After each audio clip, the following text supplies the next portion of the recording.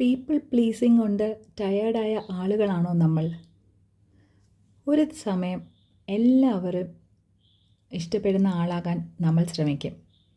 ഇത് ചെയ്താൽ അവരെന്ത് വിചാരിക്കും? അങ്ങനെ പറഞ്ഞാൽ ആരെങ്കിലും ഹേർട്ടാകുമോ? ഞാൻ നോ പറഞ്ഞാൽ തെറ്റായി കാണുമോ? അങ്ങനെ കോൺസ്റ്റൻ്റ്ലി ഓവർ തിങ്ക് ചെയ്ത് സ്ലോലി സ്വന്തം പീസ് നഷ്ടപ്പെടുത്തും.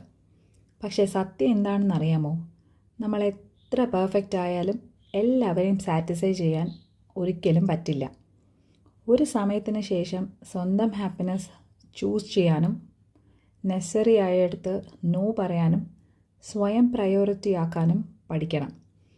കാരണം സെൽഫ് റെസ്പെക്റ്റ് നഷ്ടപ്പെടുത്തി കിട്ടുന്ന അക്സെപ്റ്റൻസ് റിയൽ ഹാപ്പിനെസ് തരില്ല. Stop shrinking yourself just to fit in to other people's expectations. ഈ തോട്ട് റിലേറ്റബിളായി തോന്നിയെങ്കിൽ please do like, share and subscribe. അതൊരുപാട് സപ്പോർട്ടായിരിക്കും.